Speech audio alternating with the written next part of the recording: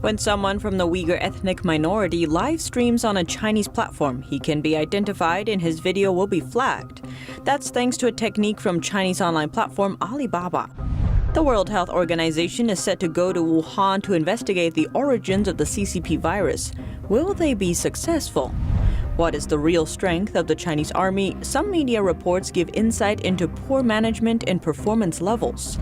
The U.S. charged a China-based executive of video conferencing giant Zoom for disrupting a meeting on its platform for human rights in China.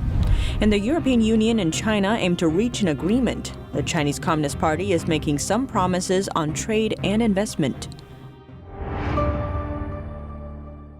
Welcome to China in Focus. I'm Tiffany Meyer. A Chinese-made software is targeting members of the Uyghur ethnic minority using facial recognition.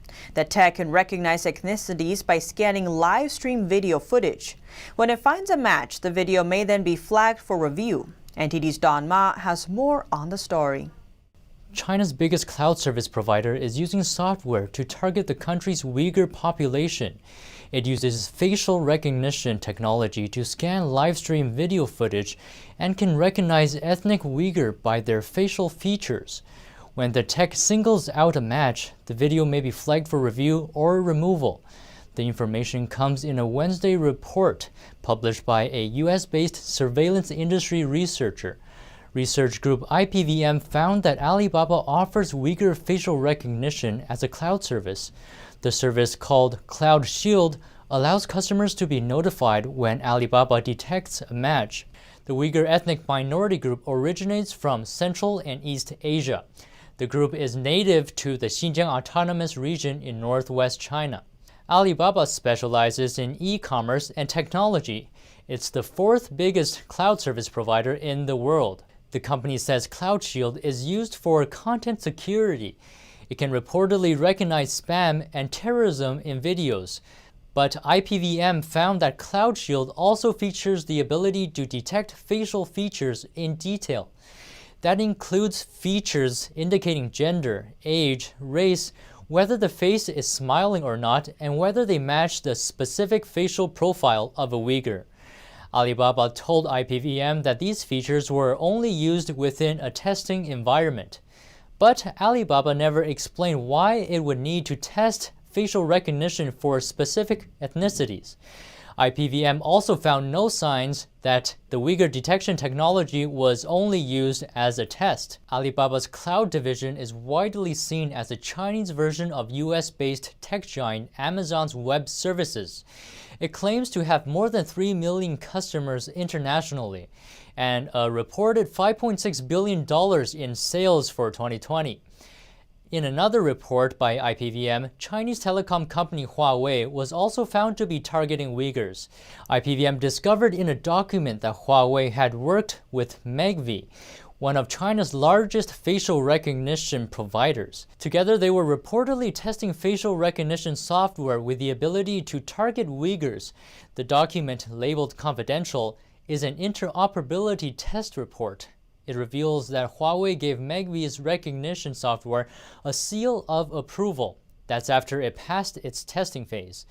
IPVM says that the report further proves that many Chinese facial recognition companies are involved in the Chinese Communist Party or CCP's efforts to suppress Uyghurs. It's estimated that more than 1 million Uyghurs have been detained in China's Xinjiang re-education camps. IPVM also found evidence that the country's top 3 largest video surveillance manufacturers have all been involved in Uyghur identification and tracking. The report identified Hikvision, Dahua, and Uniview. The research group also found over a dozen Chinese police departments using the same facial recognition software. This is Don Ma reporting, NTD News. Chinese authorities detain a former New York Times photographer and author of anti-communist books. NTD's Becky Zhou has the story. Photographer Du Bing disappeared in Beijing on Wednesday morning. Police confirmed his detention to his sister, Du Jirong. He is now being detained by public security officials in Daxing for no specific reason. He's accused of the so-called picking quarrels and provoking trouble. He didn't have a pass, so he had to stay at home all the time. Recently, he did nothing that would trigger an arrest. According to a website that advocates for human rights in China, police questioned Du repeatedly this year. China's National Security Agency also demanded that he delete his social media posts, but he explained he'd rather let officials do it and promised to stop using Twitter. Du's friend Hu Jia, another human rights activist in Beijing, said Du often commented on sensitive topics online, including China's 1989 Tiananmen massacre and torture practices inside labor camps. His remarks and books angered Beijing, leading to his repeated arrest. Du was first arrested in 2013 after filming a documentary on China's Masanja labor camp. Hu pointed out that Beijing would use the holiday season, when Western countries put less focus and pressure on China, to arrest even more dissidents. Hu has published 10 books. One of them, titled Seas of Changchun, is a historical account of communist troops locking down a Chinese city to defeat enemies in the 1940s. At least 160 civilians died. Du's new book on communist leader Vladimir Lenin's experiments with communist theory may be available in Taiwan next month. Reporting by Becky Zhou, NTD News. The World Health Organization, or WHO, is leading an international mission to investigate the origins of the virus in China in January. A team of international experts are preparing to visit Wuhan to examine evidence, including human and animal samples. A Danish member of the team said the trip to China would last 6 weeks, including 2 weeks of quarantine on arrival. A WHO expert in animal diseases said the investigators would like to interview market workers about how they contracted the virus. Since the start of the pandemic, Beijing has been under pressure from Western countries to allow an international inquiry into the virus origins. The communist regime has strongly opposed calls for an international inquiry, saying such calls are anti-China.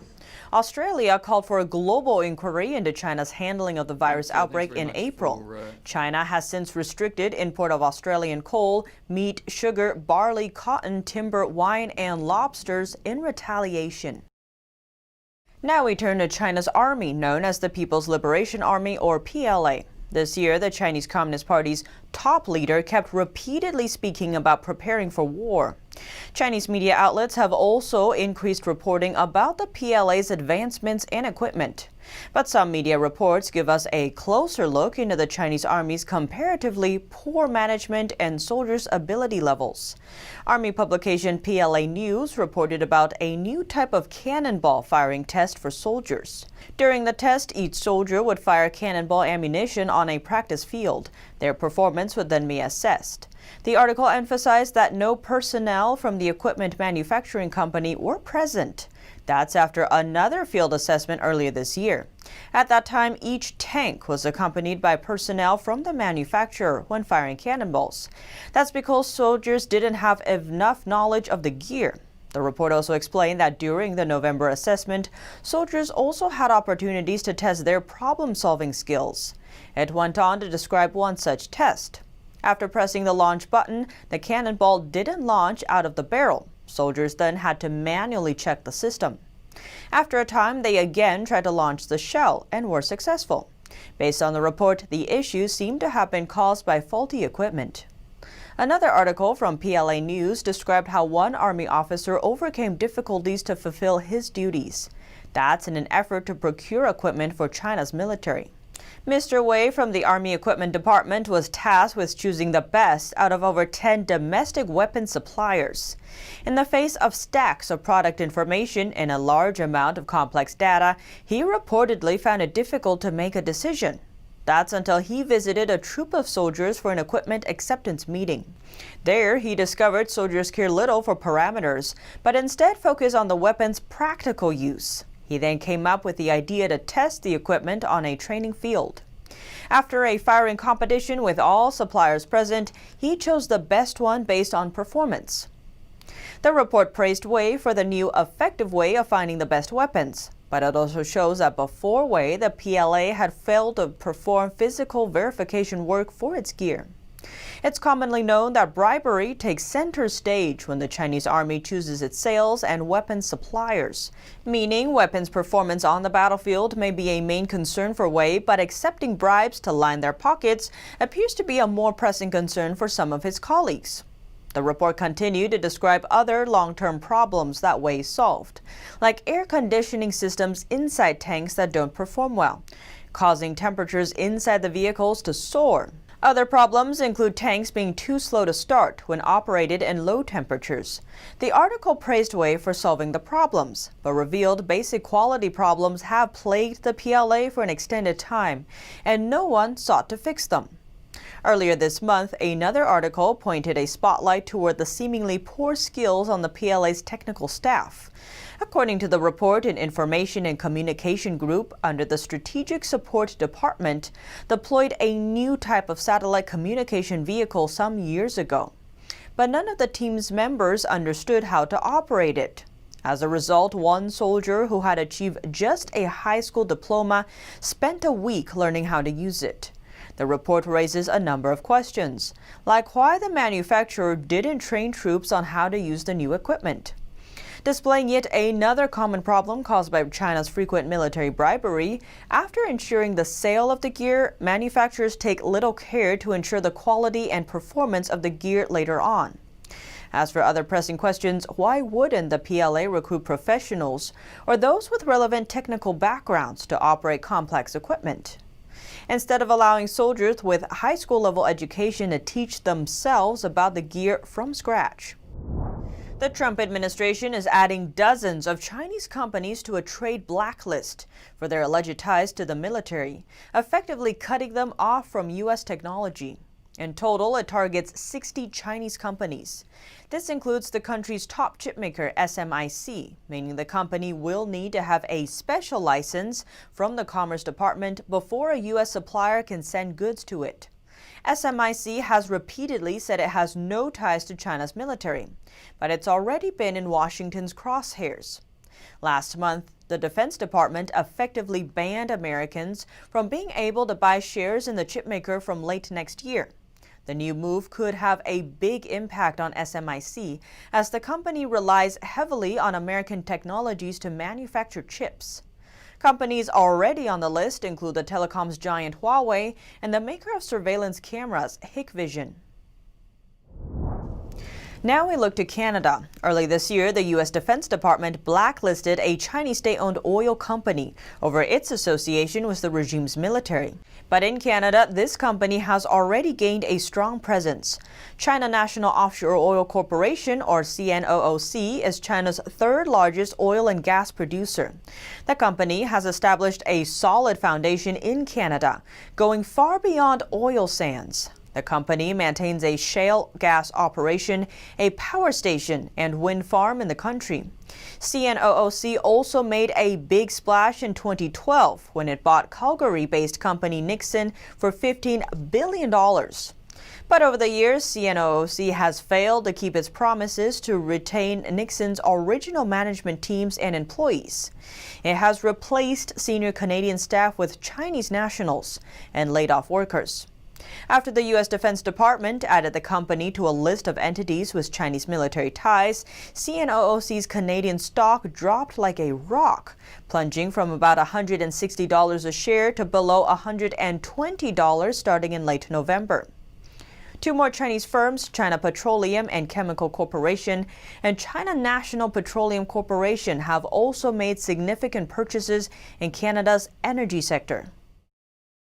The U.S. charged a China-based executive of the video conferencing giant Zoom for allegedly disrupting meetings commemorating the Tiananmen Square crackdown hosted on Zoom. NTD's Juliet Song has more details. On Friday, U.S. prosecutors charged a Chinese executive of video conferencing giant Zoom. His crime is allegedly helping the Chinese regime censor Zoom's American users. One of the Zoom users who was censored said it's an important breakthrough. This is very uplifting news. It really cheers me up.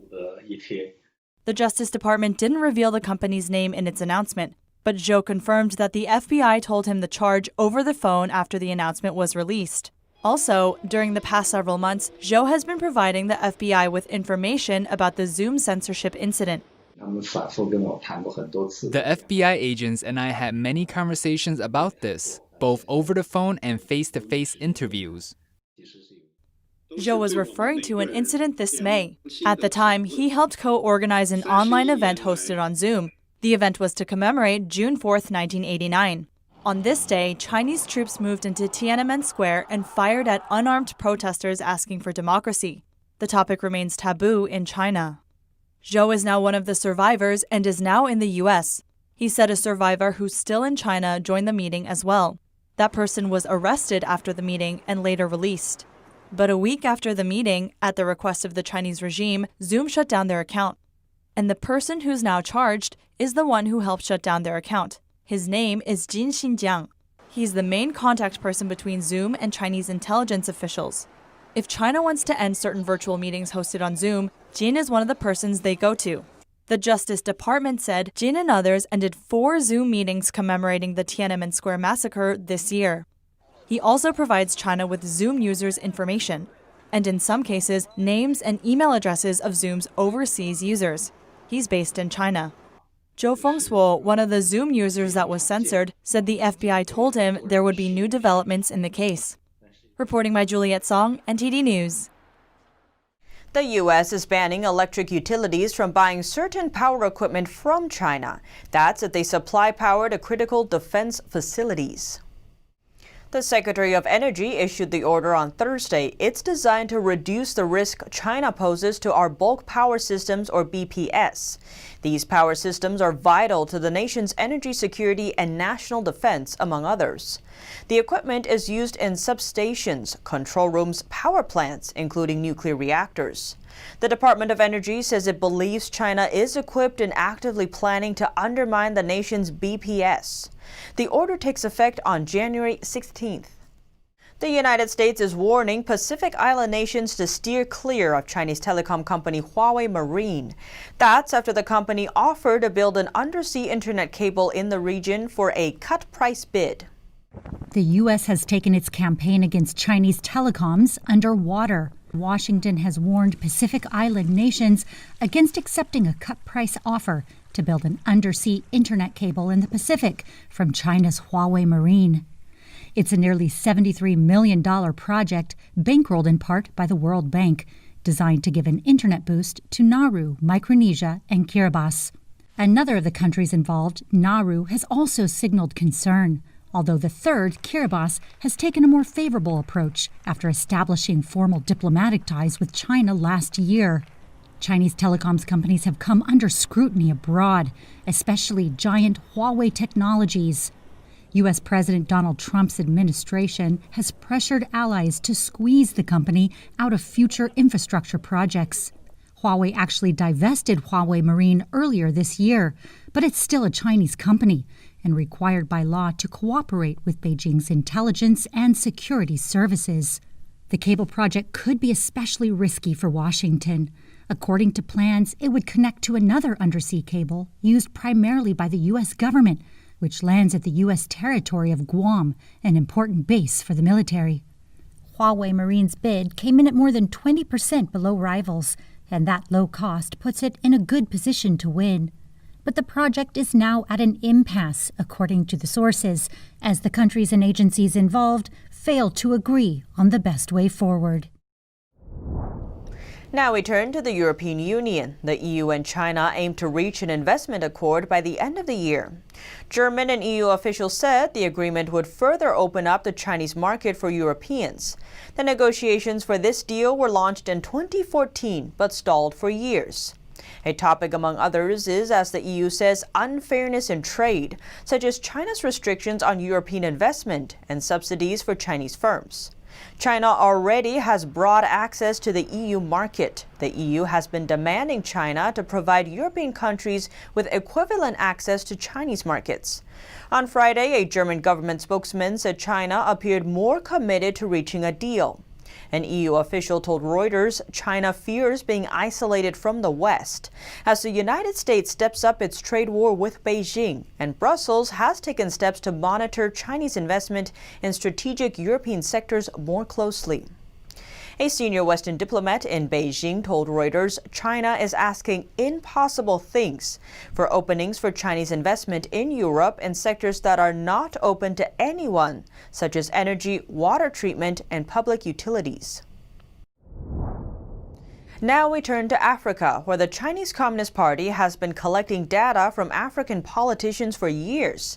This, according to an exclusive Reuters report. Before the African Union's annual Leaders Summit earlier this year, technicians discovered Chinese hackers were stealing footage from their own surveillance cameras. The security breach occurred at the African Union headquarters in Ethiopia's capital. It was done by a Chinese hacking group nicknamed Bronze President. The hijacked cameras covered African Union offices, parking areas, corridors, and meeting rooms. The alert was drafted in late January and circulated to senior officials. Chinese workers built the related conference center, including security cameras, in 2012. Chinese technicians still help maintain the organization's digital infrastructure. Both the African Union and Beijing denied the report at the time. Chinese officials said Africa and China are good friends, partners, and brothers, adding that China would never interfere in Africa's internal affairs. But a former African Union official said the news was accurate and had put officials there on high alert over cyber espionage. Back in 2018, a French newspaper reported that African Union employees made a disturbing discovery. They found the servers at the new conference center were sending copies of their contents to Shanghai every night, and that listening devices had been installed inside the building. And that's all for today's China in Focus. Thanks for watching and see you soon.